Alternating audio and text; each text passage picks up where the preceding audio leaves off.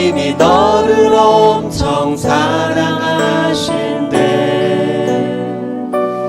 하나님이 너를 엄청 사랑해서 지금 눈앞에 어둠 속에 그저 두지 않으실 거래. 하나님이 너를 엄청 사랑하신대. 하나님이 너를 엄청 사랑하신대. 하나님이 너를 엄청 사랑해서 너의 삶을 허락하시고 이 땅에 태어나게 하셨대. 하나님이 너를 엄청 사랑하신대. 하나님이 항상 너를 사랑할 것. 하나님이 너를 엄청 사랑하신대. 하나님이 항상 너를 사랑할 거래. 아멘. 기도하시겠습니다.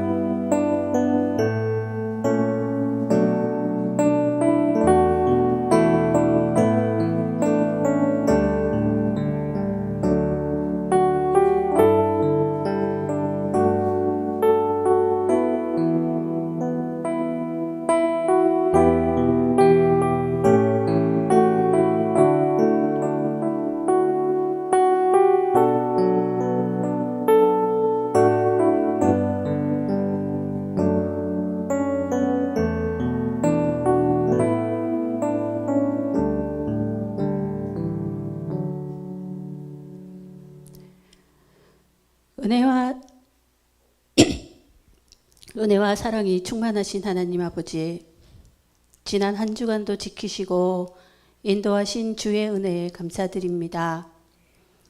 부족한 저희들에게 주의 자녀가 될 수 있는 은혜를 허락하시고 놀라우신 하나님의 사랑에 감사하는 주일 되게 인도하심도 감사드립니다. 62년 전 오늘 이곳에 주님께 예배하게 하심을 감사드리오며 기도와 헌신 속에 아름다워지며 풍요로운 통영교회로 이끌어 주시며 주님이 친히 안수하시고 주님이 동행하는 채워지는 은혜가 충만한 교회가 되기도 간구하옵니다. 여기서 만족하는 우리들이 되지 않게 하시며 올해의 표대로 성령의 능력으로 부흥하는 교회 되게 하옵소서.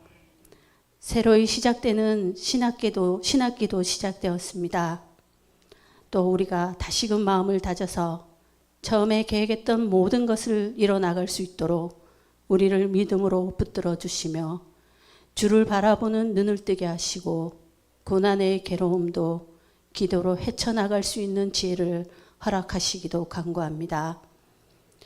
담임 목사님을 비롯하여 여러 직분자들과 그 가족들에게도 또 오늘 교회를 출입하는 성도님들과 가족들에게도 가정 안에서부터 그리스도의 기쁨으로 주님의 삶 안에서 우리를 변화시키는 시간 되게 인도하시기를 간구합니다. 세상이 악해져가는 이 시간에도 우리의 생각과 말과 행동이 거칠어져 있음을 주님 앞에 고백하오니 우리를 담대하게 하시고 눈을 열어 주님 안에서 거룩한 빛의 자녀가 될 수 있도록 말씀대로 살아가도록 인도하시기도 간구합니다. 사랑의 하나님, 남은 이 시간도 좋은 하루 되도록 인도하옵소서.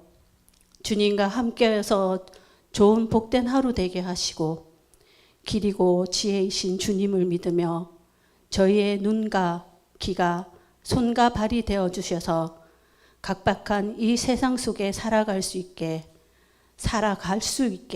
살아낼 수 있게, 또한 이겨낼 수 있도록, 지켜낼 수 있도록 인도하시고 살펴주시기를 간구합니다. 우리의 부족함을 두려워하지 말게 하시고 또한 우리의 낮고 작음도 부끄러워 말게 하시며 모든 것 하나님께 의탁하며 맡길 수 있는 은혜이게 하시기를 간구하오니 이 시간 여의치 못해 참석지 못한 성도님들과 병마로 고생받는 모든 분들에게도 두루 감찰하시고 똑같은 은혜로 오늘 이 시간 말씀을 선포하는 목사님의 귀한 은혜 속에 하나리 허투루 버리지 않는 귀한 시간 되게 붙들어 주시기를 간구하오며 모든 것 예수님의 이름으로 기도드립니다.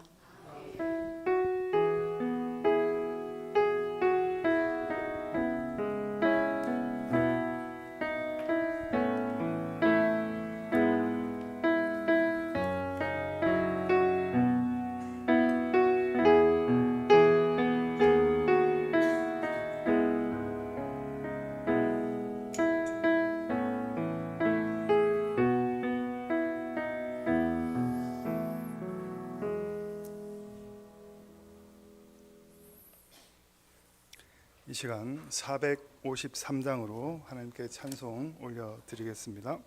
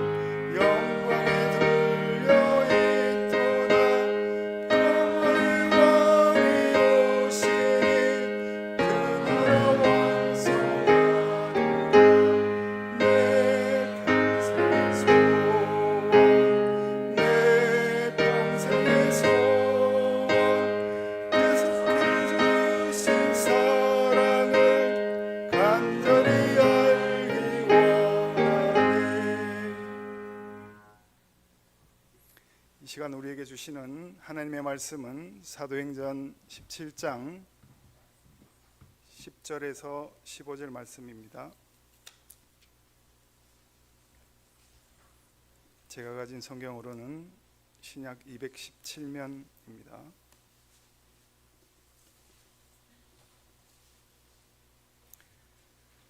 다 찾으셨으면 교독하도록 하겠습니다. 밤에 형제들이 곧 바울과 실라를 베레아로 보내니 그들이 이르러 유대인의 회당에 들어가니라.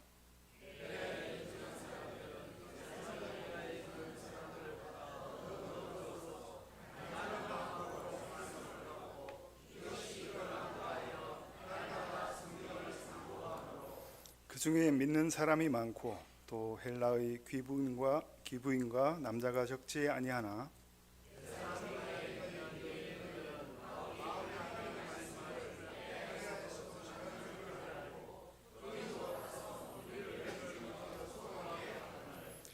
형제들이 곧 바울을 내보내어 바다까지 가게 하되 실라와 디모데는 아직 거기 머물더라.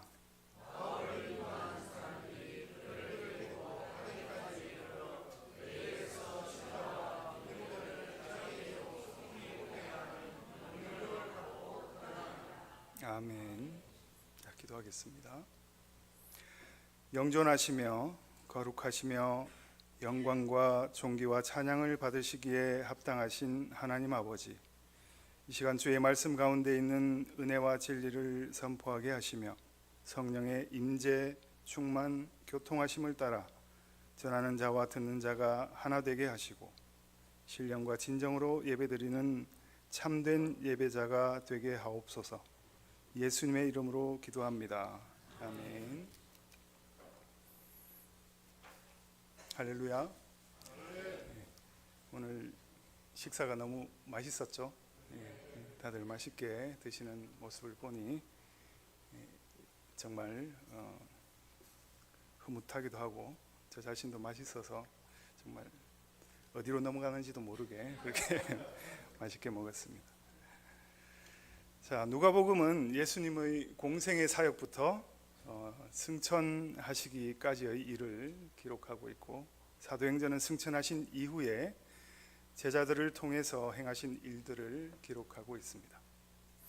사도행전은 사도 바울과 그 일행이 십자가의 복음을 전하는 예수님께 받은 사명을 이루기 위해서 예루살렘에서 출발해서 2년여에 걸친 1차 전도여행, 3년여에 걸친 2차 전도여행, 그리고 5년여에 걸친 3차 전도여행을 거쳐 종국에는 모든 길은 로마로 통한다는 말처럼 당시 세계의 중심이자 제국의 수도였던 로마에 이르기까지의 험난한 여정을 기록한 서신서입니다.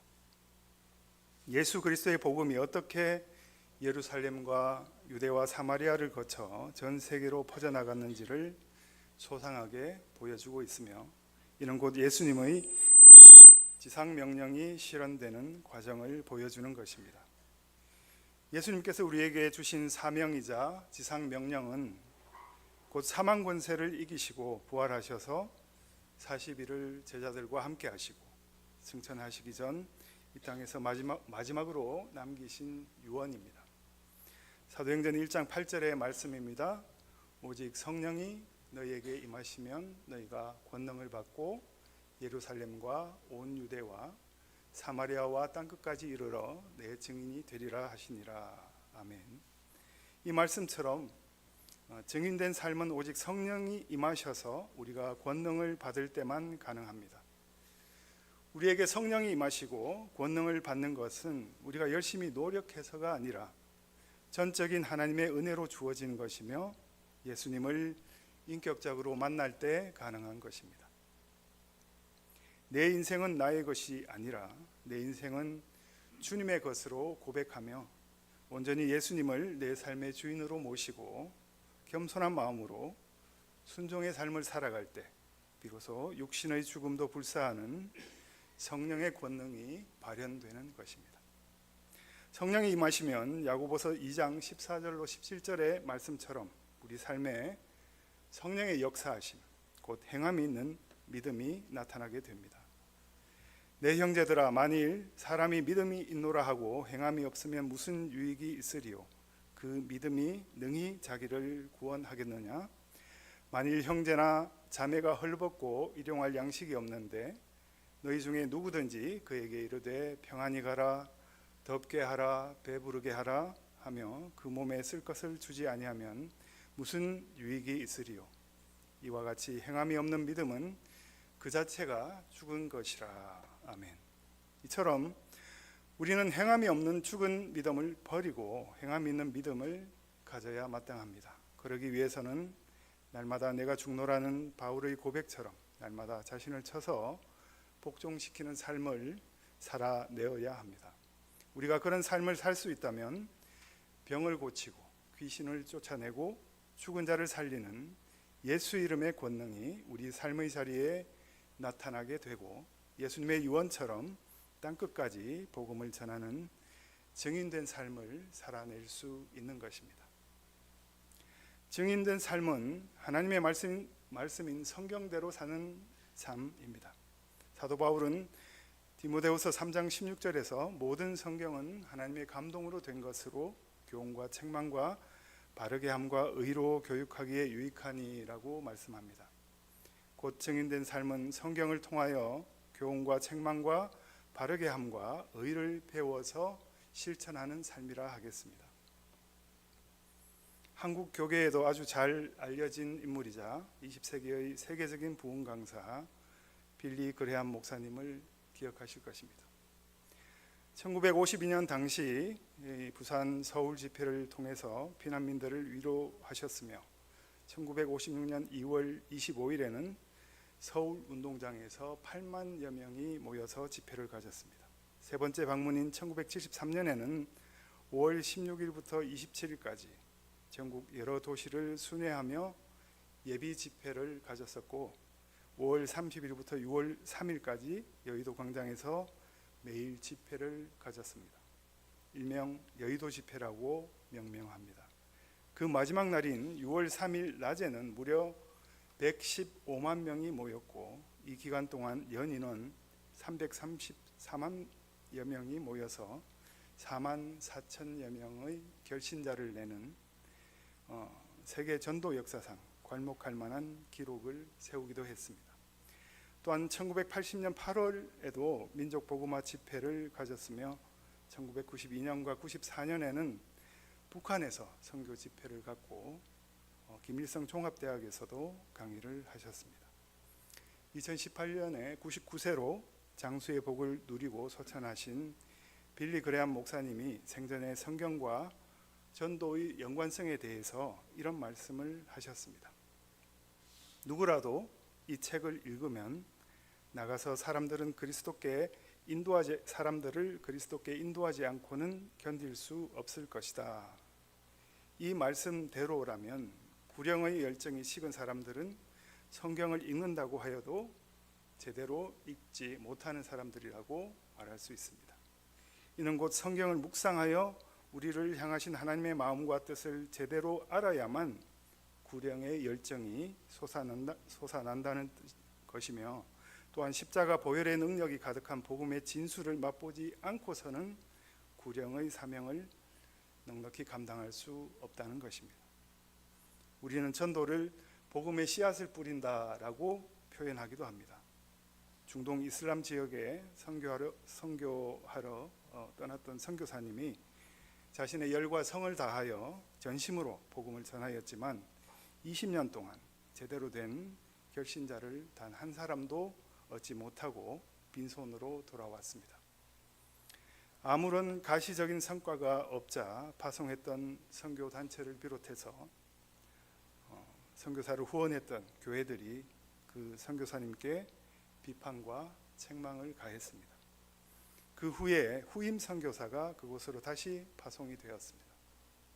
파송된 지 얼마 지나지 않아서 결신자가 몇 명이 생겼다는 선교 보고가 들어왔고 그 보고서에는 이렇게 쓰였습니다. 전임 선교사님이 뿌린 씨가 드디어 열매를 맺고 있습니다. 저는 그저 그 열매를 기쁨과 감사함으로 거두었을 뿐입니다. 여러분들은 전도 결심자를 두고 눈물을 흘리며 전심으로 기도하고 교제하며 수차례 복음을 전하고 신앙을 권유하여도 바위처럼 꿈쩍하지 않을 때가 많았을 것입니다. 원로 가수 윤복희 권사님이 영화배우 허준호 씨를 전도하기 위해서 무려 15년을 한결같이 기도한 것을 뒤늦게 알고 감동받아서 예수 믿기 시작했다는 그 허준호 씨의 간증을 유튜브에서 보았습니다. 이렇게 전도에는 낙수물이 바위를 뚫는 것과 같은 꾸준함도 필요합니다. 그러나 한 영혼이 회심하고 구원받는 것은 우리의 의지나 노력에 앞선 하나님의 계획, 곧 이미 작정하시고 예정하신 전적인 하나님의 은혜가 있기 때문이라는 사실을 잊지 말아야 합니다. 우리는 복음을 전할 사명을 받은 자들입니다. 하나님 나라를 확장하는 전도 사역은 혼자 감당하는 것이 아닙니다. 또한 한 번에 이루어지는 것도 아닙니다. 한 영혼을 회심시키기 위해서 복음의 씨앗을 뿌리는 자도 있고, 물을 주고 기름을 주는 자도 있고, 또한 거두는 소임을 다하는 자도 있습니다. 중요한 것은 자기에게 맡겨진 영역에서 고람되어의 마음으로 최선을 다하는 것입니다.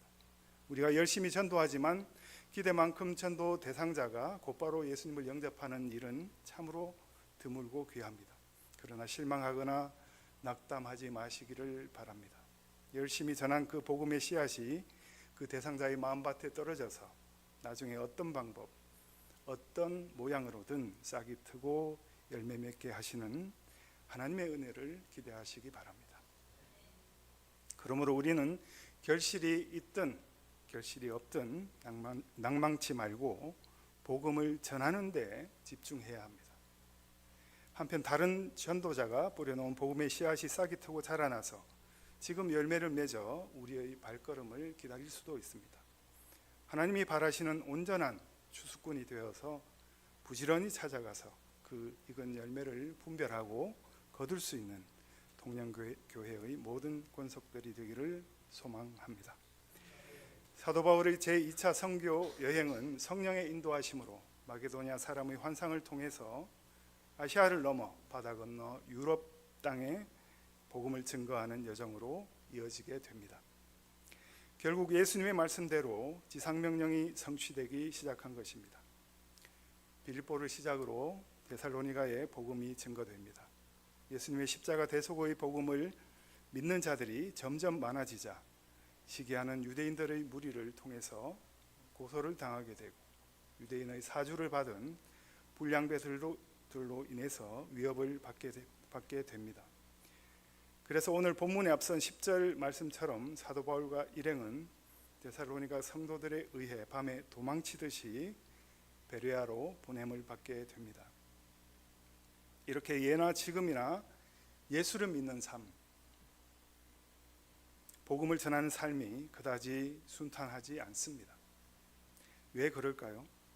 진리의 선자는 늘 불의한 자들로부터 시기와 위협을 받게 되기 마련입니다. 오늘 본문을 통해서 진리의 말씀을 생명처럼 붙들고 사는 성결한 무리들을 보게 됩니다. 바로 베레아 사람들입니다. 이를 통해서 우리에게 주시는 하나님의 마음을 알고 그 뜻을 깨달아 예수님과 동행하는 삶을 사시는 우리 모두가 되기를 바랍니다. 오는 수요일이 고난주간이 시작되는 제의 수요일입니다. 성경에서 제는 참회를 상징합니다. 구약 요나서 3장에서 니느웨 사람에게 회개를 촉구하자 백성과 임금이 단식을 선포하며 잿더미 위에 앉습니다. 신약에도 마태복음 11장에서도 예수님도 죄인들에게 죄를 뒤집어 쓰고 회개하는 일에 대해서 언급하십니다. 제의 수요일은 먼지에서 생명으로 가는 그리스도인의 여정을 되새겨보는 데 그 의미가 있습니다. 태초에 하나님께서 만드신 그 원형대로 정화되어야 한다는 의미도 함축하고 있습니다.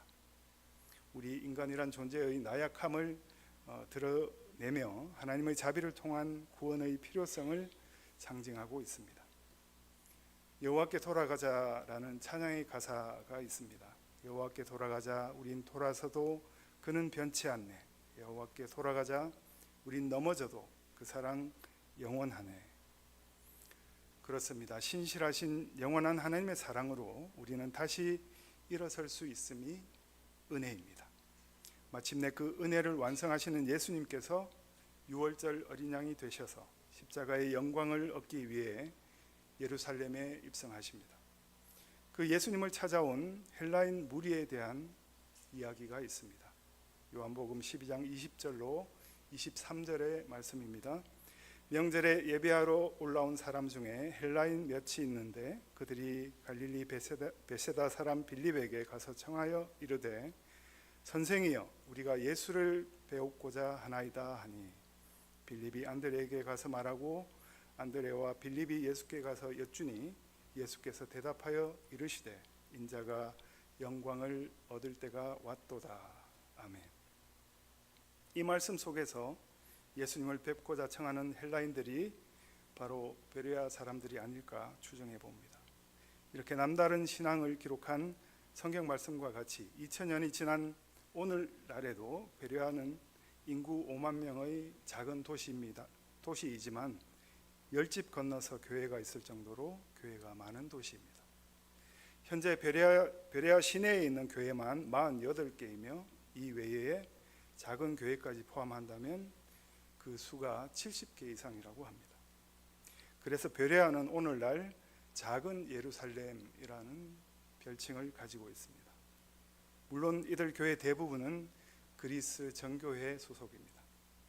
수세기에 걸쳐 많은 교회들이 베레아에 세워진 것을 추적해 들어가면 결국 사도 바울이 뿌린 복음의 씨앗에 뿌리를 두고 있음을 쉽게 알 수 있습니다. 바울 당시 베레아는 농업과 금속 세공업이 발달해서 비교적 부유하고 번화한 도시였습니다. 사도 바울은 이 지방 사람들을 가리켜 본문 말씀처럼 데살로니가에 있는 사람들보다 더 너그러워서 간절한 마음으로 말씀을 받고 이것이 그러한가 하여 날마다 성경을 상고하였다라고 평가하고 있습니다. 그들은 좋은 성품을 소유한 사람들이고 진리 탐구에 열심을 가진 자들이었다는 것입니다. 바울이 전한 복음을 들으면서 앞뒤 가리지 않고 무조건 수용한 것이 아니라 성경에 비추어서 깊이 묵상하며 그 사실을 확인하고 판단했던 것입니다. 빌립보를 떠나서 데살로니가와 베레아에서 전도를 했던 바울 일행은 많은 사람들이 복음을 받아들이게도 했지만 예수님을 메시아로 인정하지 않는 정통 유대인들에게 심한 박해를 받습니다. 결국 그 박해자들을 피해서 수도인 아데나로 가게 되는데 이러한 바울의 처신을 보면서 우리가 고난을 직면할 때에 고난을 피해야 할 때와 고난에 맞서야 될 때를 잘 분별해서 행동하는 것을 보게 됩니다. 더불어 하나님께 항상 뜻을 묻고 늘 기도하며 성령으로 충만하였기에 그러한 고난과 역경에도 의연하게 대처할 수 있었으리라 생각합니다. 특히 베레아에서 역경을 두려워하지 않고 최선을 다해서 복음을 전파한 결과 베레아 사람들이 말씀을 간절히 받고 성경을 상고하면서 믿음이 세워져 갔다고 하니 얼마나 은혜로운 결과인지 모릅니다. 성도 여러분, 예수님께 칭찬받고 싶으시죠? 성경에는 예수님께 칭찬받은 사람이 여러 등장합니다. 마태복음 8장 10절에서 백부장에게 이스라엘 중 아무에게서도 이만한 믿음을 보지 못하였노라 하고 칭찬하십니다. 요한복음 1장 42절에서 나다나엘에게 이는 참 이스라엘 사람이라 그 속에 간사한 것이 없도다라고 말씀합니다. 맹인 바디메오에게도 예수님께 향유를 부은 죄 많은 여인에게도 또한 12해 동안 혈루병을 앓던 여인에게도 가나안의 수로보닉의 이방 여인에게도 그 믿음을 보시고 칭찬하셨습니다. 수리아 안디옥 출신의 헬라인이자 의사였던 누가도 오늘 본문을 통해서 칭찬 릴레이를 잇고 있습니다. 놀랍게도 한 개인이 아닌 한 성읍 사람들을 칭찬하고 있습니다. 그들이 바로 베레아 사람들입니다. 오늘 본문 말씀에 등장하는 베레아 사람들을 통해서 복음의 진리를 전하는 예수 그리스도의 증인으로서 우리가 어떠한 품성을 가져야 할지를 살펴보도록 하겠습니다. 베레아 사람들의 첫 번째 품성은 너그러움입니다. 개역 개정에는 더 너그러워서, 개역 한글에는 더 신사적이어서, 공동 번역에는 마음이 트인 사람들이어서, 그리고 새 번역에는 더 고상한 사람들이어서라고 번역하고 있습니다. 너그럽다로 번역한 유게네스라는 헬라어는 영어로 노블의 의미가 더 강합니다. 종합하자면 여러 상황에 대한 이해와 포용력이 있고 말이 통하는 고상하고 지성적이라는 뜻입니다. 이 너그러움은 성경을 대하는 베레아 사람들의 마음의 자세가 어떠한 것인지를 알게 하는 단어입니다. 또한 이 너그러움은 성경을 대하는 태도에 국한된 것이 아닙니다. 성경에 자세히 기록되어 있지는 않지만 아마도 베레아 사람들은 데살로니가에서 황급히 도망치듯 나온 초라한 행색의 바울 일행을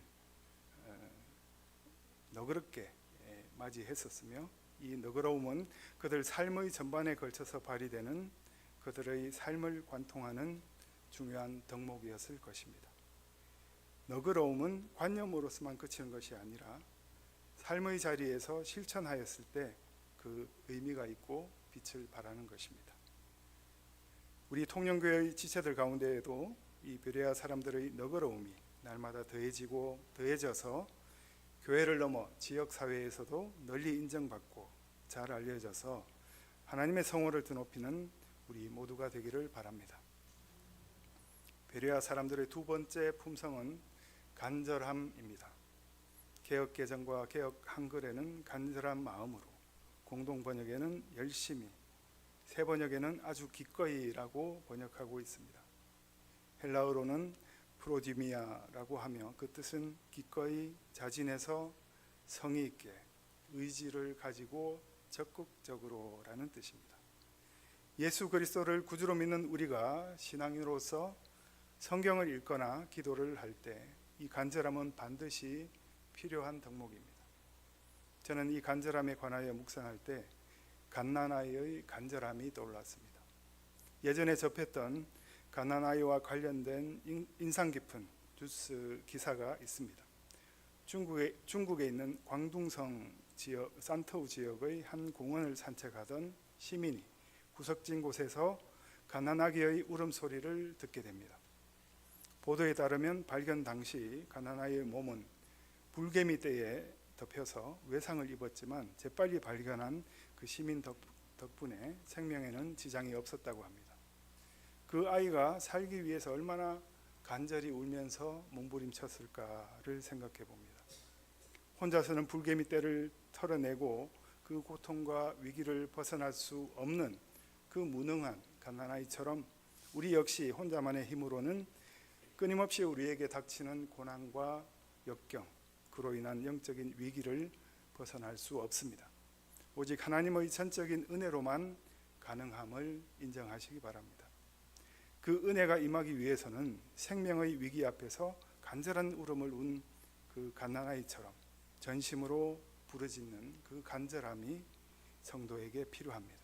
성경을 읽을 때나 기도할 때나 전도할 때에도 이러한 간절함으로 우리 마음의 중심을 보여야 하나님의 보좌에 닿게 되는 것이고, 그로 인한 예비된 응답이 있고 그 결실을 맺는 것임을 잊지 않기를 바랍니다.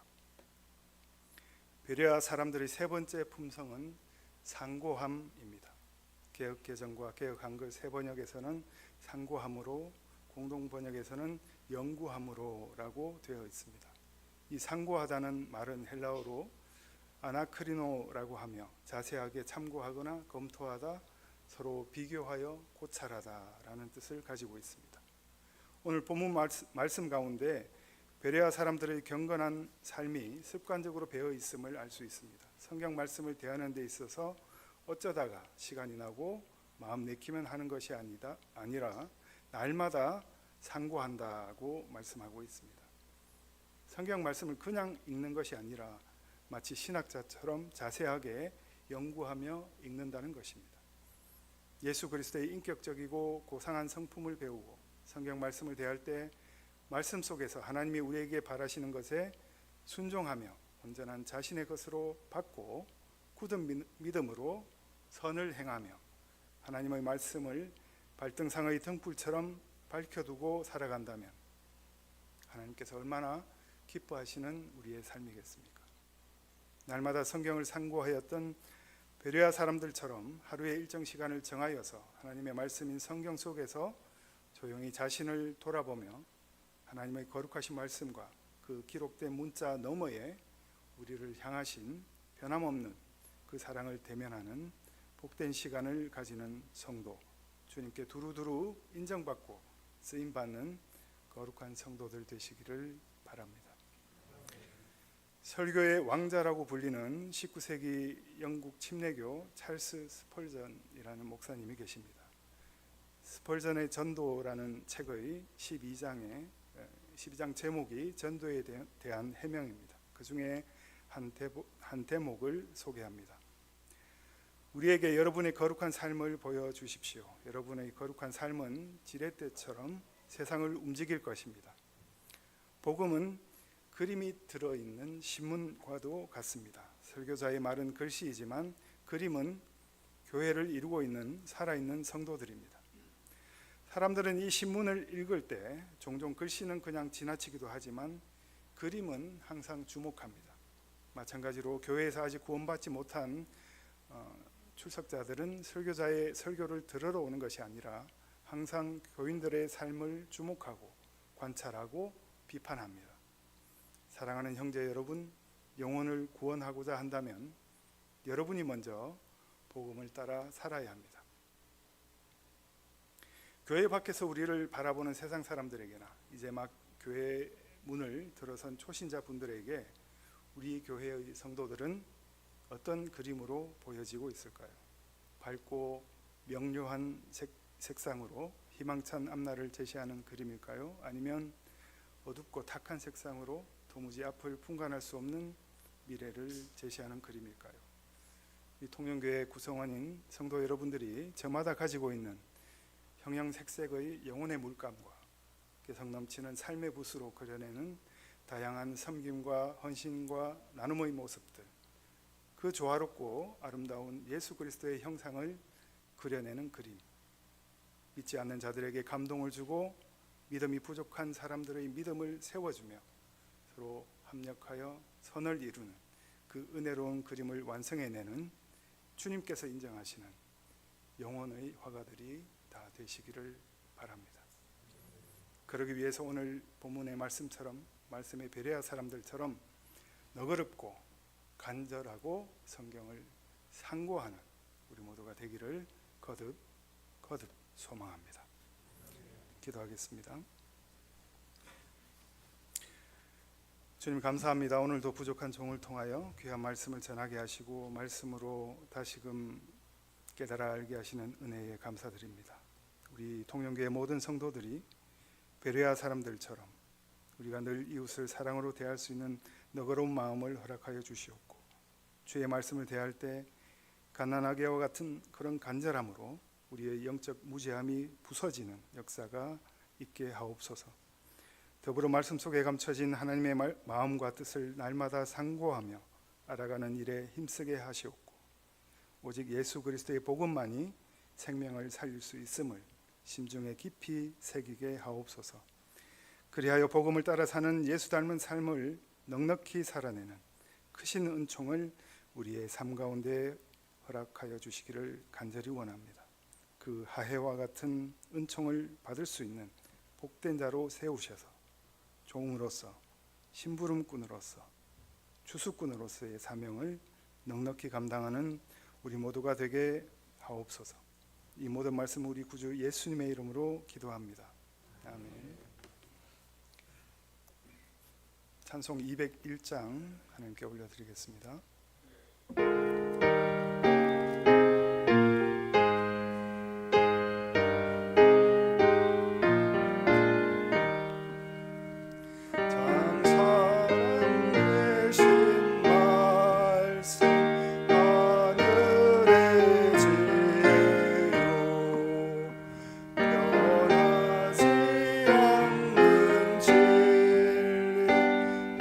세상 빛이